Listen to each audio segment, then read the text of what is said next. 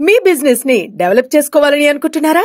అయితే వెంటనే మీ పబ్లిక్ కోట్ న్యూస్ ద్వారా L band ad, Aston band ad, scrolling ad, ad with voice over, logo bug ad, video ads ద్వారా మీ ads ని పబ్లిష్ చేసుకుని మీ పరపతిని పెంచుకోండి.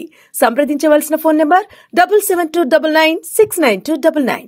ఏదైనా అన్యాయం జరిగిందని బాధితుడు పోలీసులకు ఫిర్యాదిస్తే తొలుత నమోదు చేసుకుంటారు. దాన్ని ఫస్ట్ ఇన్ఫర్మేషన్ రిపోర్ట్ అంటారు. ఇది నేరం ఎక్కడ జరిగితే ఆ ప్రాంతానికి సంబంధించిన పోలీస్ స్టేషన్లో మాత్రమే ఇవ్వాల్సి ఉంటుంది. కానీ జీరో ఎఫ్ఐఆర్ అంటే నేరం ఎక్కడ జరిగిందన్న దాంతో సంబంధం లేకుండా సమీపంలో కానీ తెలిసిన పోలీస్ స్టేషన్లో కానీ ఫిర్యాదు చేయవచ్చు. తర్వాత ఆ స్టేషన్ వారే ఆ కేసుకు సంబంధిత పోలీస్ స్టేషన్కి బదిలీ చేస్తారు. నిర్భయ కేసు తర్వాత వచ్చిన అనేక చట్టపరమైన మార్పుల్లో జీరో ఎఫ్ఐఆర్ ఒకటి. జస్టిస్ వర్మ కమిటీ నివేదిక ఆధారంగా క్రిమినల్ లా సవరణ చట్టం 2013లో ఈ జీరో ఎఫ్ఐఆర్ విధానాన్ని తీసుకొచ్చారు. సాధారణంగా ఈ కేసులన్నిటికీ ఒక ఎఫ్ఐఆర్ నెంబర్ ఉంటుంది. కానీ తమ పరిధి కాని కేసులను తీసుకునేటప్పుడు ఆ నెంబర్ ఇవ్వకుండా 0 నెంబర్ ఇస్తారు.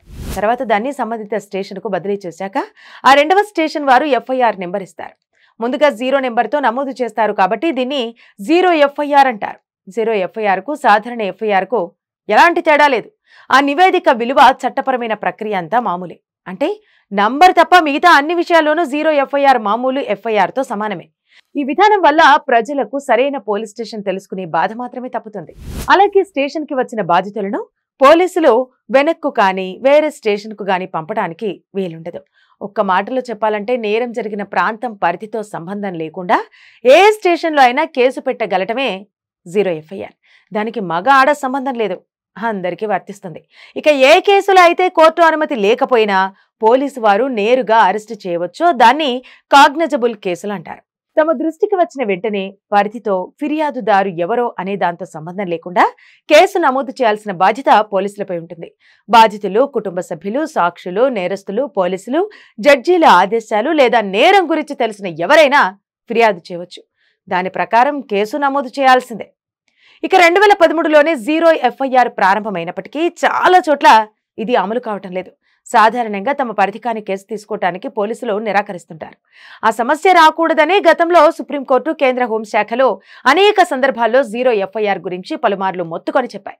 ఒకవేళ ఎవరైనా పోలీస్ అధికారి ఎఫ్ఐఆర్ రాయడానికి తిరస్కరిస్తే ఐపీసీ సెక్షన్ 166A కింద ఏడాది శిక్ష, జరిమానా విధించవచ్చు. అలాగే సిఆర్పిసి సెక్షన్ 154 ప్రకారం ఫిర్యాదు చేసేవాళ్లు నోటితో చెప్పిన వివరాలు కూడా పోలీసులు రాసుకొని కింద సంతకం తీసుకోవాలి. అలాగే ఒక కాపీ ఉచితంగా అందివ్వాలి. రిజిస్టర్లో సంతకం పెట్టాల్సి ఉంటుంది. కర్ణాటక హైకోర్టు 2019 సెప్టెంబర్ 19వ తేదీన ఒక రిట్ పిటిషన్ విషయంలో జీరో ఎఫ్ఐఆర్ ఖచ్చితంగా అమలు చేయాలని తీర్పు ఇచ్చింది. తన ఉత్తర్వుల్లో భాగంగా జీరో ఎఫ్ఐఆర్ గురించి 2014 ఫిబ్రవరి 6వ తేదీన కేంద్ర హోంశాఖ ఇచ్చిన ఉత్తర్వులను ప్రస్తావించింది. ఆ ఉత్తర్వుల ప్రకారం పోలీస్ అధికారి ఇష్టాలతో సంబంధం లేకుండా నేరం గురించి తెలుసుకున్న వెంటనే కేసు ఖచ్చితంగా తీసుకోవాలని కేంద్ర హోంశాఖ స్పష్టం చేసింది. కాబట్టి బాధితులు ఎవరైనా నిర్భయంగా దగ్గరలో గానీ లేదంటే తెలిసిన పోలీస్ స్టేషన్లో గానీ ఫిర్యాదు చేసే వెసులుబాటు ఉంది.